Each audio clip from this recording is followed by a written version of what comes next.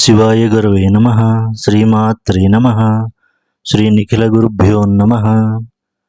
సిద్ధమంత్రం channel తరపున 160 మంది సాధకులకు ధనకాళి మంత్రోపదేశం ఇచ్చిన సందర్భంలో పరమపూజ్య శ్రీ అనిల్ జోషి గురుదేవులు మన సాధక లోకానికి ఒక అద్భుతమైన అనౌన్స్మెంట్ చేశారు.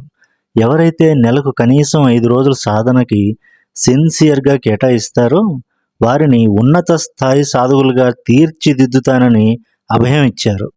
గురు పౌర్ణమి సందర్భంగానే ఇద్దామనుకున్నా సభలో కొందరు అత్యుత్సాహ జనసమూహం వల్ల పాద నమస్కారాల పోటీల్లో గురుదేవుల యొక్క అమూల్యమైన సమయాన్ని వృధా చేస్తూ ఆయన్ని ఎంతో ఇబ్బంది పెట్టి చికాకు గురి చేసి గురు పౌర్ణమి దినం నాడు గురు అనుగ్రహానికి బదులు గురు ఆగ్రహానికి పాత్రులయ్యారు. మరుసటి రోజు ఇదే తంతు.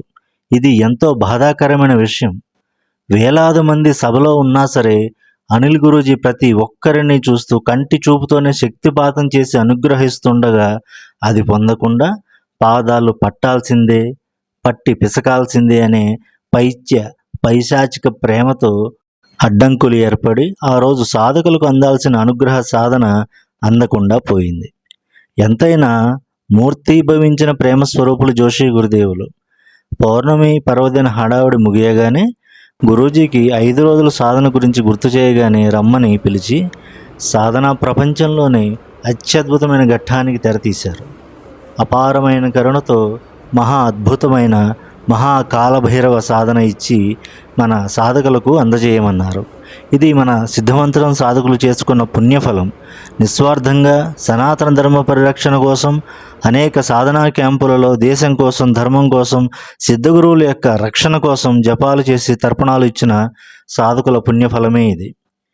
ఇదివరకు కనీసం 1,25,000 గురుమంత్రం చేసిన వారికే యక్షిని, కిన్నెర, అప్సర, గంధర్వ వంటి సాధనలు గురూజీ ఇచ్చేవారన్న విషయం అందరికీ తెలిసిందే.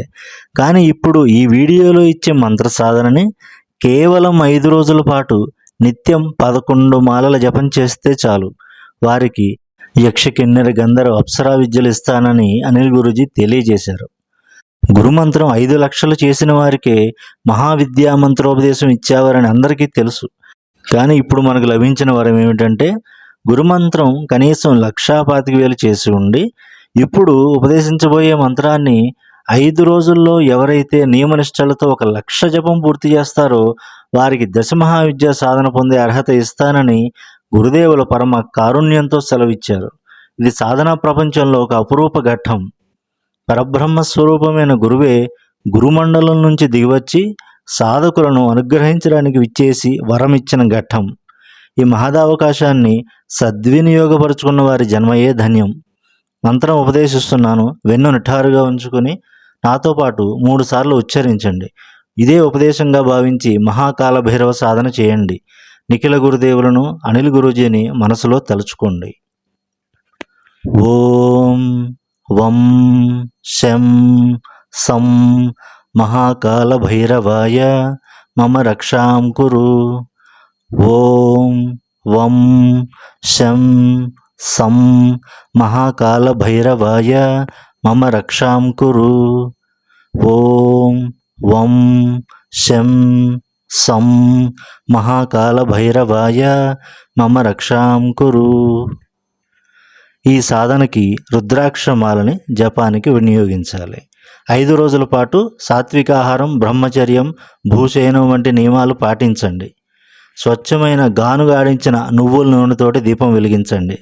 కొబ్బరి ముక్కలు, బెల్లం నైవేద్యంగా భైరవునికి సమర్పించండి. ఇతర నియమాలు లేవు. యక్షిని, అప్సరా సాధనలు పొందాలనుకునేవారు ఈ మంత్రాన్ని నిత్యం 11 మాలల చొప్పున నిత్యం ఒకే ప్రదేశంలో, ఒకే సమయంలో, వీలైతే రాత్రి సమయంలోనే 5 రోజుల పాటు ఇందాక చెప్పిన నియమాలతో పాటు చేయండి. మహావిద్యా మంత్రం పొందాలనుకునేవారు మాత్రం 5 రోజులలో ఈ మహాకాల భైరవ మంత్రాన్ని 1,00,000 జపం పూర్తి చేయవలసి ఉంటుంది. రుద్రాక్షమాలతో జపం, ఇతర నియమాలు ఇందాక చెప్పినవే పాటించాలి. అయితే జపం మటుకు రాత్రి పగలు కూడా చేయవచ్చు, కానీ ఒకే ప్రదేశంలో చేయాలి. మహావిద్యా మంత్రం పొందాలనుకునేవారు ముందుగా గురుమంత్రం పొంది ఉండాలి. గురుమంత్రాన్ని కనీసం 1,25,000 జపం చేసి ఉండి ఈ మంత్రాన్ని 1,00,000 జపం చేస్తే సరిపోతుంది. ఇలా సాధన పూర్తి చేసిన వారు నిఖిల్ చేతన కేంద్రం, పులుమామిడి, హైదరాబాదులో అనిల్ జోషి గురుదేవులను కలిసి తమకు తగిన సాధనను లేదా మహావిద్యను పొంది సాధనా మార్గంలో అత్యున్నత స్థానాలకు చేరాలని సిద్ధమంత్రం ఛానల్ తరపున ఆశిస్తూ శంభవే గురవే నమః. శ్రీమాత్రే నమః. స్వస్తి.